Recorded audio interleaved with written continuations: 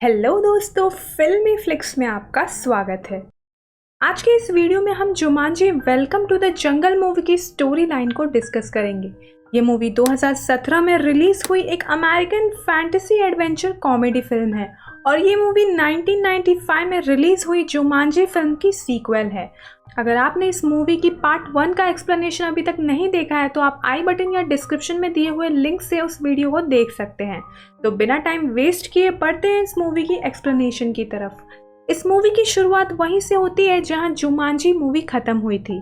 Elon और सेरा ने Jumanji को नदी में फेंक दिया था और ये गेम एक बीच पर पहुंच गया था जहां साल 1996 में एक आदमी को जुमांजी रेत में दबा हुआ मिलता है। वो आदमी उस गेम को लेकर अपने घर आता है और उसे अपने टीनेजर बेटे एलेक्स को दे देता है।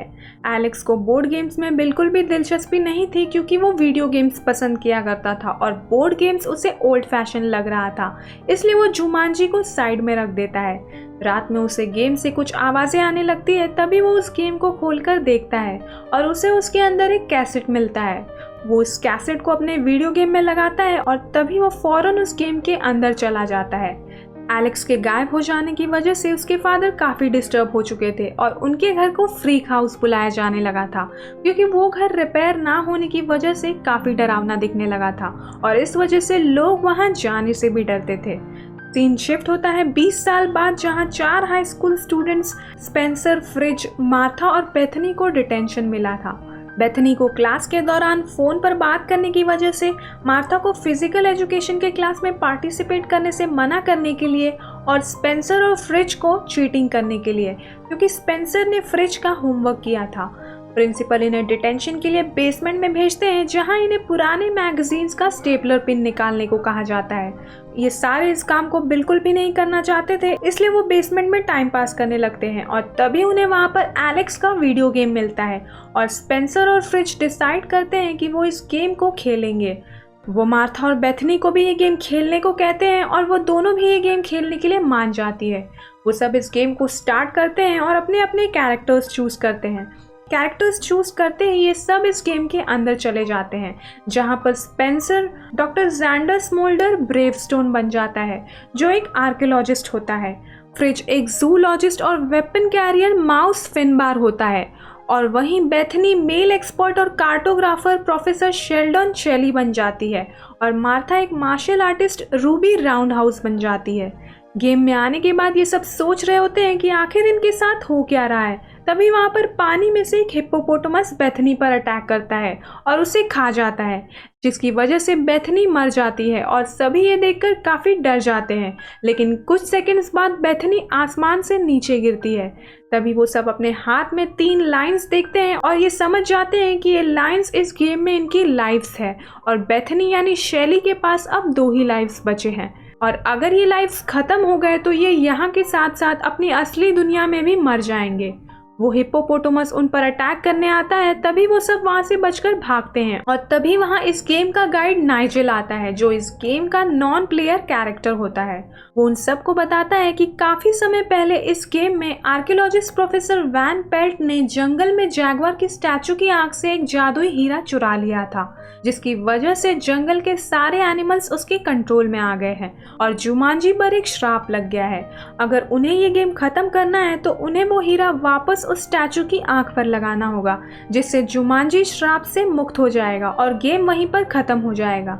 नाइजेल उन्हें बताता है कि उसने वो हीरा वैन से चुरा लिया था और वो हीरा वो स्पेंसर को देता है और उसके साथ वो जुमांजी का मैप भी देता है और कहता है कि स्टैचू पर वो हीरा लगाने के बाद उन्हें जुमांजी कहना होगा, तभी ये गेम ख़त्म हो जाएगा। नाइजेल उन्हें एक जगह पर छोड़ देता है और आगे इन्हें अकेले जाने को कहता है। आगे बढ़ते वक्त उन्हें अपनी स्ट्रेंथ्स और वीकनेस के बारे में पता चलता है और वो ये भी देखते हैं कि नाइजेल का मैप सिर्फ बेथनी ही पढ़ पाती है, बाकी सबके लिए वो एक खाली पेपर था। बेथनी मैप में देखकर बताती है कि वो सब सही डायरेक्शन में जा रहे हैं। उसी वक्त वहाँ पर बाइकर्स आ जाते हैं जो इन चारों पर अटैक करते हैं और ये चारों उनसे बचते हुए जंगल की ओर भागते हैं जहाँ एक बाइकर बेथनी पर शूट करता है। तभी मार्था उनसे फाइट करती है और यहाँ फ्रिज तेज नहीं भाग पाता, इसलिए ब्रेवस्टोन उसे उठाकर भागने लगता है। फ्रिज के बैग में ब्रेवस्टोन के लिए चीजें होती है, जिसमें से ब्रेवस्टोन बूमरैंग निकालकर उन राइडर्स पर फेंकता है और काफी सारे राइडर्स मारे जाते हैं। भागते भागते वो सब वाटरफॉल के पास पहुंचते हैं और कोई और रास्ता ना मिलने पर वो सब पानी में कूद जाते हैं। लेकिन उसी दौरान मार्था को गोली लग गई थी, इसलिए उसके पास अब 2 ही लाइफ्स बची थी। बेथनी मैप में देखती है और उन्हें पता चलता है कि मैप का एक टुकड़ा इन्हें बाजार में मिलेगा। आगे बढ़ते वक्त स्पेंसर और फ्रिज में झगड़ा होने लगता है, जहां फ्रिज उसे ये गेम खेलने के लिए ब्लेम करता है और उसे गुस्से में आकर खाई में नीचे फेंक देता है, जिसकी वजह से अब स्पेंसर के पास सिर्फ 2 ही लाइफ्स बची थी। ये देखकर वो सब डिसाइड करते हैं कि अब ये एक दूसरे से लड़कर अपनी लाइफ्स वेस्ट नहीं करेंगे। वो सब बाजार में पहुंचते हैं, जहां फ्रिज को केक दिखाई देता है और भूख लगने की वजह से वो केक खा लेता है। क्योंकि केक उसकी कमजोरी थी, वो तुरंत ब्लास्ट हो जाता है, जिसकी वजह से अब फ्रिज के पास भी 2 ही लाइफ्स बची थी। वो सब वहाँ पर एक बच्चे से मिलते हैं, जो उन्हें एक हट के अंदर छोड़कर वहाँ से चला जाता है, जहाँ उस हट के अंदर एक बास्केट होता है।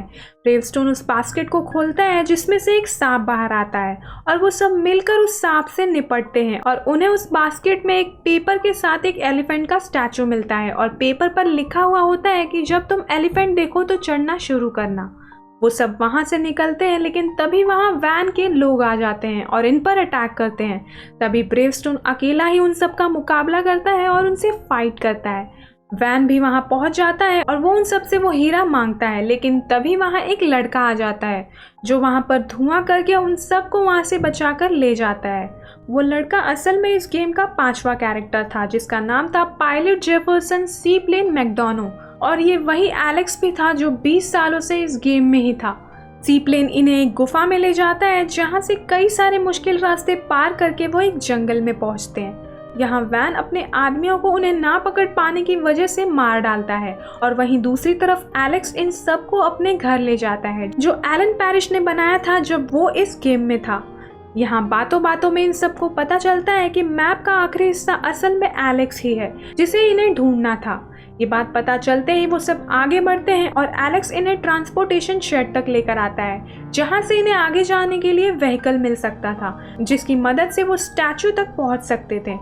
यहाँ बातों बातों में इन्हें पता चलता है कि एलेक्स वही फ्रीक हाउस का टीनेजर है जो 1996 में गायब हो गया था, और एलेक्स को भी पता चलता है कि वो इस गेम में 20 सालों से है, जिसका उसे बिल्कुल भी एहसास नहीं था। लेकिन ये जानकर वो काफ़ी शॉक्ड रह जाता है।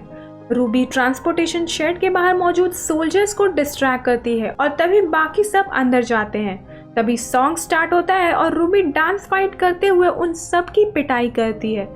उन सोल्जर्स को मारने के बाद रूबी भी उस शेड के अंदर जाते हैं और फिर वो सब देखते हैं कि वो बाइक राइडर्स इन पर अटैक करने के लिए आ रहे होते हैं।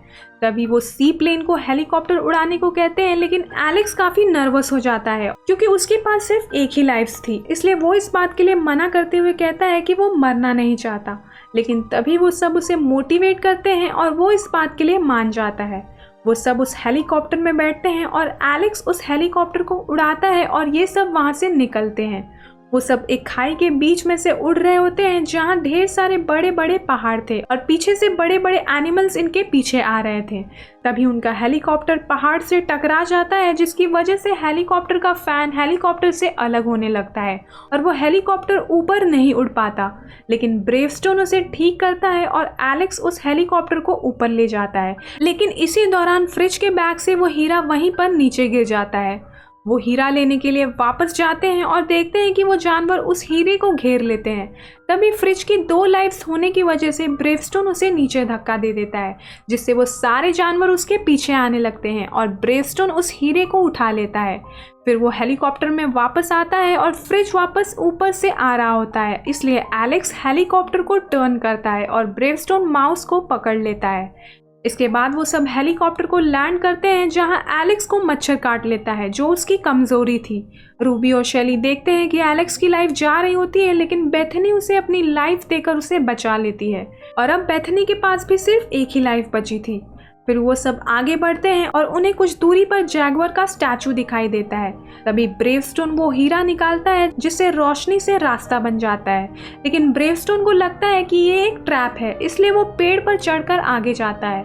तभी वहाँ स्क्विरल आ जाता है, जिससे डर कर वो नीचे गिर जाता है और नीचे गिरने पर जैगवार उसे मार डालता है।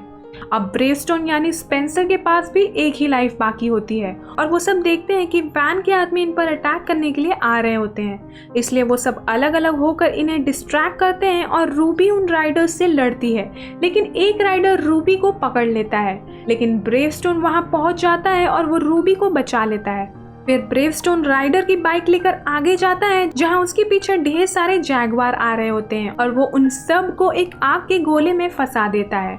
वहां वैन शेली को पकड़ लेता है और उन सबको धमकी देता है कि अगर उन्होंने उसे वो हीरा नहीं दिया तो वो शेली को मार डालेगा। लेकिन तभी फ्रिज एक एलिफेंट पर बैठे हुए वो हीरा लेकर आता है और सारे जैगवार हाथी पर अटैक करने लगते हैं। लेकिन तभी वो हीरा फ्रिज से दूर गिर जाता है और शेली की वजह से वो गन भी वैन के हाथों से गिर जाती है।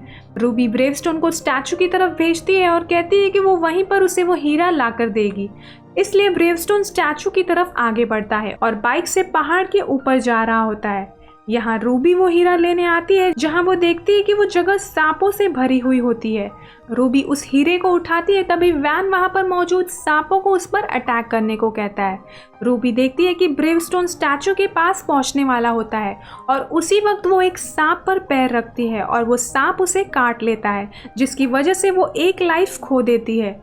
वहाँ पर ब्रेवस्टोन स्टैचू तक पहुँच जाता है और रूबी अपनी नई लाइफ के साथ वापस आ रही होती है और उसी दौरान वो ब्रेवस्टोन को वो हीरा दे देती है और ब्रेवस्टोन उस हीरे को स्टैचू पर लगा देता है, जिसके बाद सब जोर से चिल्लाकर जुमांजी बोलते हैं, जिसकी वजह से जुमांजी का श्राप मिट जाता है और वैन गायब हो जाता है।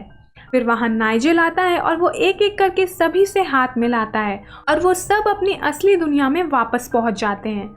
वो सब वापस स्कूल के बेसमेंट में पहुंच जाते हैं, लेकिन उनके साथ वहाँ एलेक्स नहीं होता, इसलिए वो सब एलेक्स के घर जाते हैं।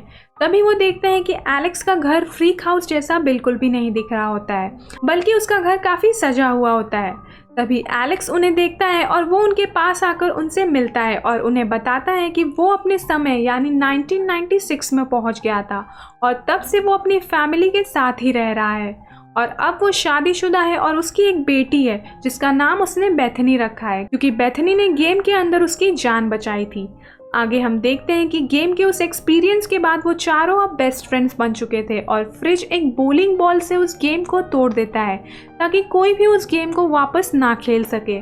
और इसी के साथ ये मूवी यहीं पर ख़त्म हो जाती है। तो ये थी इस मूवी की एक्सप्लेनेशन।